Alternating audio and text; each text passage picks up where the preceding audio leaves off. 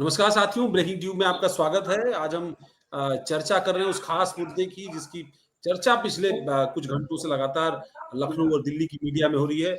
मुख्यमंत्री योगी आदित्यनाथ दिल्ली के दौरे पर पहुंच चुके हैं, लगातार उनके कार्यक्रम हैं।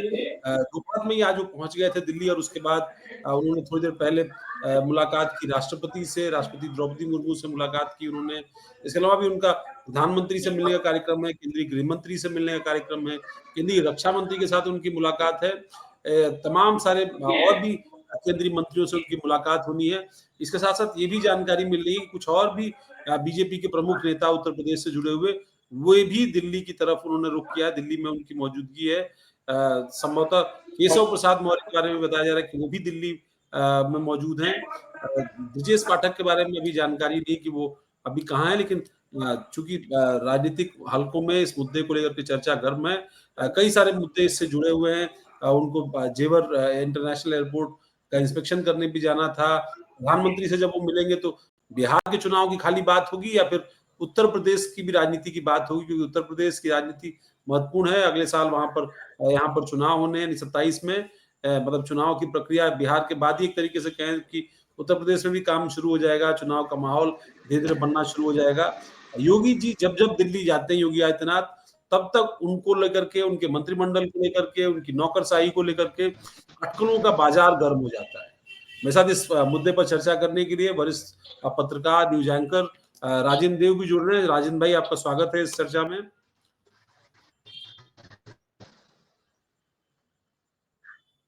धन्यवाद। राजेंद्र बहुत बहुत हमारे साथ धन्यवाद। नेटवर्क ज़रूर थोड़ा-सा उनका कमज़ोर होगा, लेकिन हम लोग उनकी बात जो है वो मजबूती से आएगी, इस बात की उम्मीद रखेंगे। जो राजेंद्र भाई अटकलें हैं, वैसे तो अटकलें हमेशा से रही हैं और न्यूज़ एंकर के रूप में आपने भी खूब समझा होगा कि समाचार कैसे डेवलप होता है।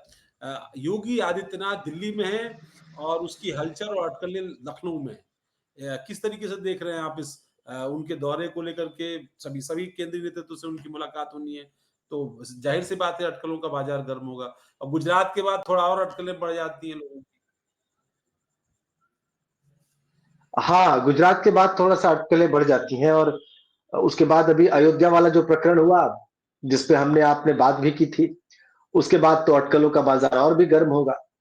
और इन अटकलों के बाजार का तापमान जो लोग बढ़ाते हैं, वो ये भूल जाते हैं कि जब इतने सारे लोगों से कोई नेता मिल रहा हो, प्रधानमंत्री से मिले, देश की प्रथम नागरिक से मिले, राष्ट्रपति जी से, गृह मंत्री से मिले, रक्षा मंत्री से मिले, बीजेपी के कई वरिष्ठ नेताओं से मिले, राष्ट्रीय अध्यक्ष से मिले, तो निश्चित रूप से कुछ ऐसा है जो बिल्कुल तय है, जो तयशुदा है, जो अ, एक सामान्य भाव से होना ही है जब उत्तर प्रदेश का सीएम देश की राजधानी दिल्ली में जाएगा और खासकर जो 25 नवंबर का कार्यक्रम बताया जा रहा है ध्वजारोहण का, उसके निमंत्रण के लिए जाएगा।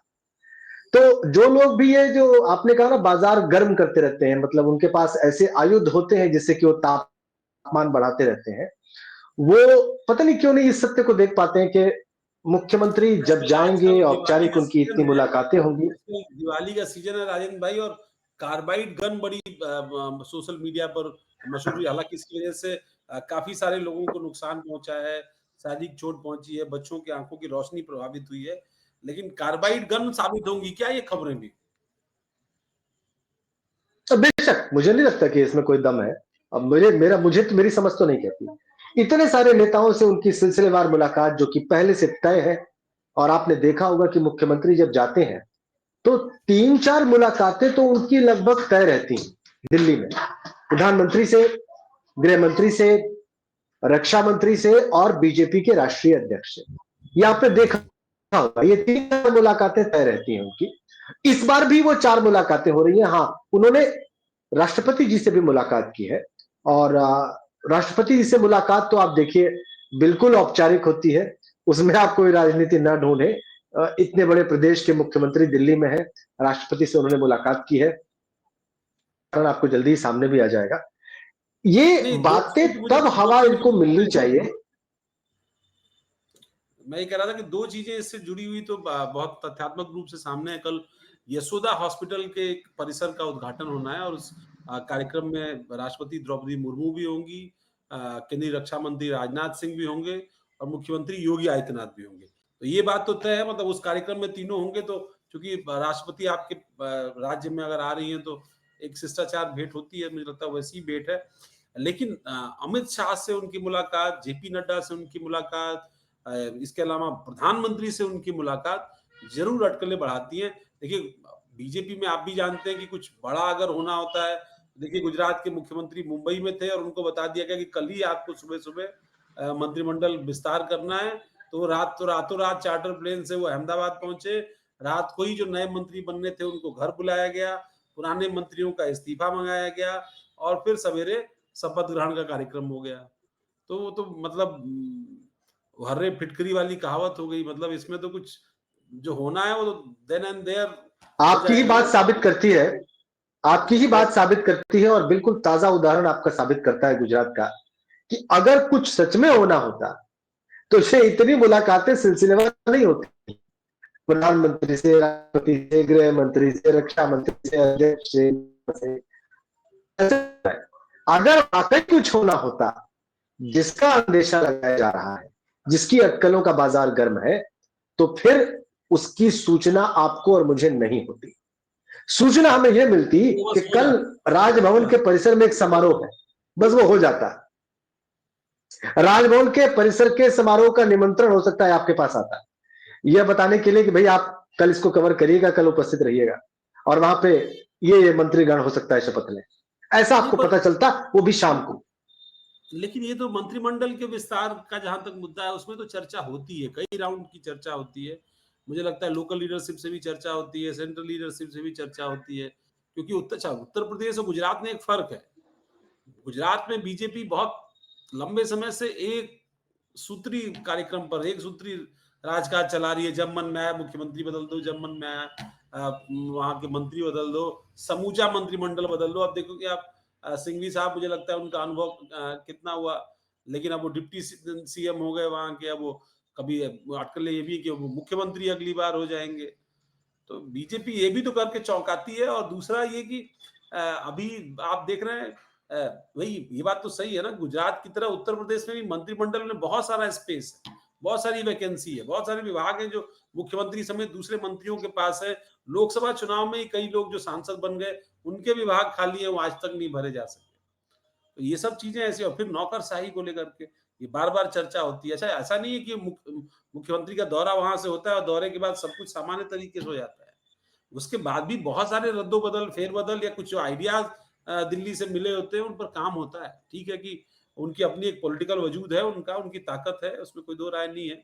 और मैं भी मानता हूं कि फिलहाल 2027 तक बीजेपी योगी आदित्यनाथ को लेकर के कोई पॉलिटिकल रिस्क लेने वाली नहीं है, बिकॉज पहले से ही बीजेपी की स्थिति 2014 वाली स्थिति या 2017 वाली स्थिति नहीं रहेगी, उससे बहुत तब्दील हो चुकी है। तो ऐसे में अब बिहार के अंदर देखिए ना, आज कितना इंटरेस्टिंग था, प्रधानमंत्री भाषण दे रहे थे और प्रधानमंत्री ने न वहां पर एम्प्लॉयमेंट की बात की, न वहां पर किसी को बिहार के लिए उन्होंने क्या किया है, क्या करने जा रहे हैं, इस मुद्दे से इतर उन्होंने आरजेडी को, जैसे कल उन्होंने भाषण दिया तो 10 बार आरजेडी का नाम लिया, अब आज आरजेडी का नाम लिया, फिर वो जननायक वाली कल बात कही थी।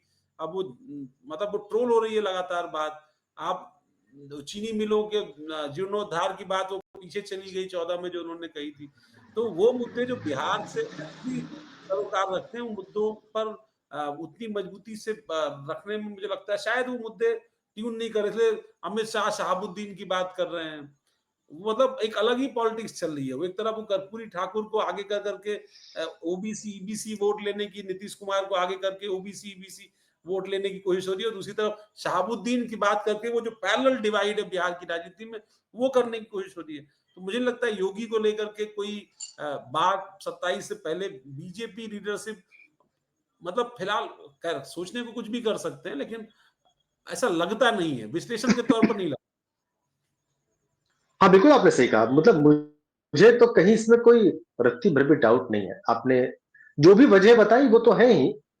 एक सामान्य, देखिए बीजेपी एक ऐसा राजनीतिक दल है, ये उसकी खूबी है कि वो पब्लिक पल्स के हिसाब से, पब्लिक पल्स को समझने में उनका बड़ा नेटवर्क है, संघ का जो अपना वजूद है, सब उनकी बड़ी मदद करता है। और ये सारे फीडबैक समय समय पर सेंट्रल लीडरशिप के पास पहुंचते रहते हैं। और योगी जी की स्थिति उत्तर प्रदेश में क्या है, ये छुपी हुई तो है नहीं। आपने सही कहा कि उनको रिप्लेस करना, भाई किस किस राजनीतिक में इतना इतना मादा है उत्तर प्रदेश में कि वो वर्तमान में योगी जी को पदस्थापित करके या उनकी जगह आने के बारे में सोच नहीं सके। उत्तर प्रदेश बीजेपी में हरा तो कोई हरा ऐसा दूर चुनाव दूर हरा तक देंगे दिखता तो नहीं। उनको आप जा सकते हैं कि भाई पार्टी सत्ता में नहीं आई, मुख्यमंत्री नहीं बने, वो बात तो मतलब स्वाभाविक है। लेकिन आप उनको उससे पहले इस बात के लिए हटा दें कि आपकी परफॉर्मेंस नहीं अच्छी है या आप लीडरशिप आपकी अच्छी नहीं है, मुझे डाउट लगता है। बिकॉज पैन यूपी बीजेपी के पास कोई एक ऐसा नेता नहीं है जिसकी अपनी विधानसभा के अलावा 5 विधानसभा में भी राजनीतिक हैसियत हो। ये सबसे बड़ी प्रॉब्लम है बीजेपी की। बिल्कुल। अब रही बात, एक बात और देखिए, अटकलों के बाजार की जहां तक बात है, मंत्रिमंडल में फेरबदल या कुछ जो बड़े अधिकारी हैं सेक्रेटरी लेवल के, जो की डिसीजंस लेते हैं, पॉलिसी में बनाते हैं या पॉलिसी चेंज करते हैं, उनके फेरबदल के बारे में बात हो सकती है। और ऐसा भी हो सकता है कि उनके बारे में बात हो और तत्काल इंप्लीमेंटेशन का कोई प्लान ना हो, आने वाले कुछ दिनों के बाद उसका प्लान हो, या एक भविष्य की रूपरेखा पर चर्चा हुई हो। इससे इनकार नहीं किया जा सकता है अवनीश भाई, इस पे बिल्कुल संभव है चर्चा हुई हो। और आपने सही कहा, जो उदाहरण आपने दिखे, देखिए गृह मंत्री अमित शाह से जब योगी आदित्यनाथ की मुलाकात होगी तो उसमें पार्टी और सरकार की रणनीति और उसमें लोगों की फिटिंग पर मुझे लगता है कि एक चर्चा जरूर होती होगी, ऐसा मुझे लगता है। छोटी से ही सही, लेकिन चर्चा होती होगी। इस बार भी हुई हो, कोई हैरानी की बात नहीं।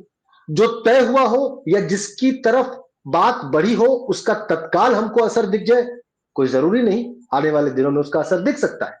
लेकिन टॉप ब्यूरोक्रेसी और मिनिस्टीरियल चेंज में चर्चा हुई हो, इस बात से इनकार नहीं, बिल्कुल हो सकती है। तो उसका असर हमें तत्काल दिख जाए, मुझे डाउट इस पे है, मुझे नहीं लगता ऐसा कुछ होगा। लेकिन आने वाले दिनों में इन चर्चाओं का असर हो सकता है। 2027 बहुत दूर नहीं है, आने वाले वर्ष में पंचायत का चुनाव है, तो बहुत लंबा भी इसका प्रभाव न दिखाई दे, यह भी कहना ठीक नहीं, अभी स्टेट प्रेसिडेंट भी लेकिन नहीं तय बिल्कुल कर तत्काल। पाए, स्टेट प्रेसिडेंट भी नहीं तय कर पाए जो कि तय होना है उत्तर प्रदेश में। ये बड़ा मुद्दा है। संगठन का प्रमुख कौन होगा, बिल्कुल साल भर अगर वो इलाकों में दौड़ेगा नहीं तो वो अपनी भूमिका कैसे बना पाएगा विधानसभा के चुनाव 2027 के लिए, भी बेहद महत्वपूर्ण है। और मुझे लगता है कि ये तो एक ऐसा मुद्दा होगा जो शायद अगर जेपी नड्डा के साथ या अमित शाह के साथ उनकी चर्चा होती है तो उसमें जरूर रखा जाए। एक बात इसके साथ और भी दिखाई पड़ती है राजेंद्र भाई की, योगी आदित्यनाथ एक तो उनके साथ कई सारा जैसे वो मॉकटेल बनाते हैं ना, तो बहुत सारी चीजें उसमें आप डालते हैं, लेमन सोडा, सारी सारी चीजें, तो वैसी ही चीज है। योगी आदित्यनाथ एक तरफ एक बड़े ऐसे धार्मिक मठ का प्रतिनिधित्व करते हैं, धार्मिक संप्रदाय का भी जो है प्रतिनिधित्व करते हैं, प्लस वो राजनीतिक तौर पर उस मठ की भूमिका पूर्वांचल की राजनीति में बहुत व्यापक रही है, लिहाजा वो उसका भी राजनीतिक प्रतिनिधित्व भी करते हैं और वो बड़ा महत्वपूर्ण हो जाता है। और फिर उसके साथ बाकी सारी चीजें जुड़ती चली जाती हैं, उनकी पॉलिटिकल स्किल, उनकी एडमिनिस्ट्रेटिव स्किल, और वो एडमिनिस्ट्रेटिव और पॉलिटिकल स्किल उत्तर प्रदेश ने उनकी देखी है। और शायद इसीलिए वो 17 से 22 तक सरकार चला करके लेकर के आए। तब जब बीच में विधायकों का मनमुटाव उनके साथ था, फिर भी नेतृत्व उनके हाथ में रहा। 22 में वो अपने और योगी जी के मोदी प्रधानमंत्री नरेंद्र मोदी के ब्रांड पर वो उत्तर प्रदेश में बीजेपी को बहुमत की सत्ता के साथ वापस लेकर के आए। और ये चमत्कार 3 दशकों बाद उत्तर प्रदेश में हुआ था। और बहुमत की सरकार आने के बाद तो कोई डाउट नहीं था कि योगी आदित्यनाथ मुख्यमंत्री होंगे। मुख्यमंत्री बने, मुख्यमंत्री बनने के साथ उन्होंने कुछ राजनीतिक हस्तक्षेप अपना खासतौर पर पार्टी और मंत्रियों के चयन में थोड़ा बहुत रखा, बहुत तो रखा नहीं, लेकिन ब्यूरोक्रेसी पर उनका जो कंट्रोल है वो पिछले कार्यकाल के पहले हिस्से में भी रहा और दूसरे हिस्से में भी लगभग जो साढ़े तीन साल का वक्त हो गया है, वो उन्होंने मेंटेन किया है। और वो जब मेंटेन किया है और उसके साथ साथ जब वो अपनी यात्रा, राजनीतिक यात्रा में आगे बढ़ते हैं, राजनीतिक तौर पर वो जब ये पूरा उनका जो बार बार दौरा होता है उसमें ये अटकलें इसीलिए आती है इतना है कि प्रधानमंत्री से उनकी जब मुलाकात हो रही होगी तो उसमें बात जो है वो बिहार के चुनाव की भी होगी, सीमावर्ती इलाका, और खास तौर पर पहले चरण के बहुत सारे ऐसे इलाके हैं मतदान वाले, जिन इलाकों में हिंदू मुस्लिम वोटर्स की जो डेमोग्राफी है वो बड़ा असर डालती है। योगी हम्म। आदित्यनाथ की आप मैं भी जानते हैं कि सभाएं महाराष्ट्र में, हरियाणा में, और उनका जो नारा था पॉलिटिकल स्लोगन देने की, जो उनकी अपनी स्टाइल है, बटोगे तो कटोगे, इस तरह की पॉलिटिकल स्टाइल्स ने उनको उत्तर प्रदेश से भी ज्यादा बाहर एक स्टार कैंपेनर के तौर पर लोकप्रिय किया है।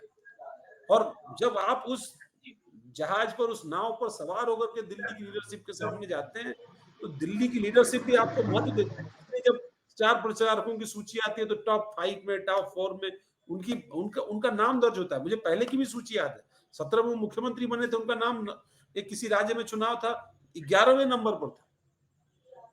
वो उस भूमिका से वो चौथे पांचवें के आसपास आकर के टिके अगर है राजनीतिक तौर पर, तो ये उनकी राजनीतिक उपलब्धियां हैं उनकी उसमें। लेकिन हाँ, ये बात भी सही है कि सरकार को लेकर के 2024 के लोकसभा चुनाव में देखिए, बिहार में तमाम बुरी परिस्थितियों के बावजूद एनडीए अच्छा कर गया, बीजेपी अच्छा कर गई, नीतीश कुमार भी उनके साथ साथ माहौल खराब होने के बाद भी अच्छा कर गए। तो भाई, यूपी का स्टेट गड़बड़ हो गया, जिसकी कल्पना भी जमीन खिसकने की कल्पना भी बीजेपी नहीं कर रही थी। और वहां पर, और फिर वही आंकड़े आपके बहुमत की सत्ता से आपको दूर दिखाते हैं। तो बार बार टीस जो है वो दिमाग में बार बार वो बात क्लिक करती होगी दिमाग में कि यार यहाँ कुछ गड़बड़ है, यहाँ कुछ गड़बड़ है। और आप चाहे बाई इलेक्शन भले जीत जाए, लेकिन आम चुनाव की राजनीति बिल्कुल अलग होती है। भाई, रामपुर आपने बाई इलेक्शन जीता, आजमगढ़ बाई इलेक्शन जीता, आप बाई इलेक्शन में कटहरी और जो है आप मुरादाबाद की कुंदरकी जैसी सीटें जीत गए। ये जीतना बाई इलेक्शन में तो एक बार संभव था, लेकिन जब आम चुनाव होंगे और इस तरह की सीटों पर आपका उम्मीदवार, मतलब कोई चांस नहीं है, वहां पर पॉलिटिकल चांस ही नहीं कि आप जीत पाए। तो उन तमाम चीजों हम्म। के साथ ये जो जाति का, आप देखो बिहार में नीतीश कुमार क्यों मजबूरी बने, वो इसीलिए मजबूरी बने कि वो ओबीसी और ईबीसी जो सबसे बड़ा वोट बैंक है उसको साथ लेके चल सकते हैं। अब आप देखिए, ये आंकड़ा था सामने कि एनडीए बिहार में 243 उम्मीदवार होंगे, 94 कैंडिडेट सवर्ण है। ये पॉलिटिकल रिस्क, कोई पार्टी का 243 सीटों पर बीजेपी लड़ रही होती ना, वो कल्पना भी नहीं कर सकती कि वो इतने उम्मीदवार खड़े कर पाते। लेकिन चूंकि चिराग पासवान, आपके उपेंद्र कुशवाहा, नीतीश कुमार, ये सब साथ में हैं, तो बीजेपी वो रिस्क ले रही है। और ओबीसी बीसी के लिए वो नेता काम करेंगे, बीजेपी नहीं। बीजेपी का कोर वोटर वहां पर जो है वो सवर्ण है, ब्राह्मण है, हाँ। राजपूत है, बिहार है, कायस्थ है। और इन्हीं मतदाताओं को एड्रेस करने के लिए इतनी बड़ी संख्या में सवर्ण उम्मीदवार जो है मैदान में उतारे। और बीजेपी को भरोसा भी है, और परिणाम भी, अब 40 में से 12 सांसद बिहार के सवर्ण है। और बिहार में बीजेपी का मतदाता और बीजेपी का कार्यकर्ता इस बात की उम्मीद कर रहा है कि अगर पॉलिटिकल तौर पर कोई ऐसी भूमिका बने कि वो 101 में 90 सीट जीत जाए, और चिराग पासवान जो है वो कुछ 18-20 सीट जीत जाए, तो वो अपना पहला स्वतंत्र मुख्यमंत्री वहां पर, अपना मुख्यमंत्री बीजेपी बना पाएगी। और यहां तक बात हो रही है कि सवर्ण मतदाताओं का इतना दबाव है कि वो मुख्यमंत्री 3 साढ़े 3 दशक बाद कोई सवर्ण हो सकता है बिहार। लेकिन ये सब बात, और इसीलिए नीतीश कुमार को सीएम फेस के तौर पर डिक्लेयर नहीं किया जाता। और हम जब उसको यूपी में योगी आदित्यनाथ के साथ जोड़ते हैं तो बड़ा इंटरेस्टिंग हो जाता है कि पीडीए से लड़ाई जब लड़नी है, तो योगी आदित्यनाथ के पीछे सेना तैयार किस तरीके से बीजेपी करने जा रही है, ये भी चर्चा का विषय और महत्वपूर्ण विषय लगता है। मुझे लगता है कि लीडर्स के बीच में अभी से विमर्श इसको लेकर के शुरू होगा। नहीं, आपने अच्छी बात कही, मैं एग्री करता हूँ। ये जो आपका जो आखिरी वाला पॉइंट था, ये तो बहुत ही महत्वपूर्ण पॉइंट है। और जो लोग भी राजनीति उत्तर प्रदेश की जानते हैं, लोकसभा 24 का परिणाम जिन्होंने देखा और पढ़ा है, और अखिलेश यादव और समाजवादी पार्टी की जो पीडीए की राजनीति है, इसका जमीन पर प्रभाव देख रहे हैं, वो इस एनालिसिस को बहुत करीब से जानना चाहेंगे और समझना चाहेंगे, पढ़ना चाहेंगे। इसमें कोई शक नहीं कि ये बीजेपी के थिंक टैंक के सामने चुनौती है। 2024 के परिणाम और 2024 के पहले का जो बिल्डअप था चुनाव का, पीडीए को लेकर अखिलेश यादव का, उसकी कामयाबी ने उनको एक नया कॉन्फिडेंस दिया है। और यही नहीं, कॉन्फिडेंस कांग्रेस जैसी पार्टी के पास भी आ गया है, जो कि मेरे ख्याल से उत्तर प्रदेश में तो अपना वजूद गंवा चुकी है। 5-7% वोट उनको मिलते हैं असेंबली में, और किसी तरह से उनका कोई 2-3 एमएलए कभी जीत गया, और वो भी वो एमपी अपने तो। वजूद से चुनाव जीत रहे हैं। मुझे हाँ, अकेले जीत वो नहीं आ रहे, वो अपने वजूद से जीत के आ रहे हैं। उनको भी ऑक्सीजन मिल गई इस फॉर्मूले से, उनके भी एमपी जीत के पहुंच गए।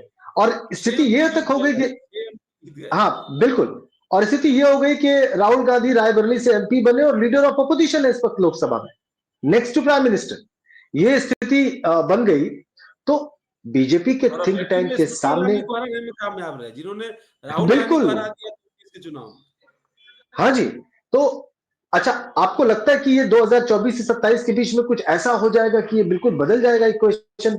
मुझे तो नहीं लगता कि ऐसा कोई घटनाक्रम हुआ है कि ये जो वोट अखिलेश यादव के साथ आके जुड़ा है, या जो कॉम्बिनेशन बना है, इस बीच में ऐसा कोई घटनाक्रम अब तक हुआ है जो उससे अलग हो जाएगा, ऐसा लगता नहीं मुझे। आ, नहीं, बदलाव तो दो ये बदलाव जरूर चुनौती भारतीय जनता पार्टी और एनडीए के सामने है, ये है। और ऐसा भी तो हो सकता है कि ये जो पीडीए वाला फॉर्मूला है, ये पहले से भी ज्यादा कारगर साबित हो। ऐसा भी हो सकता है कि धार खो दे वो 2027 के चुनाव तक। दोनों ही संभावना है। बीजेपी दूसरी वाली संभावना की तरफ अपने आप को ले जाना चाहेगी कि पीडीए का नारा अपना प्रभाव खो बैठे, अपनी धार अपनी चमक गंवा बैठे। लेकिन अखिलेश और उनके साथी चाहेंगे यूपी में कि ये पीडीए वाला नारा और जोरदार तरीके से आगे बढ़े, और इस सूरत में बीजेपी के थिंक टैंक के सामने चुनौती बहुत बड़ी है, इसमें कोई दो राय नहीं। नहीं, बिल्कुल आप ठीक कह रहे हैं।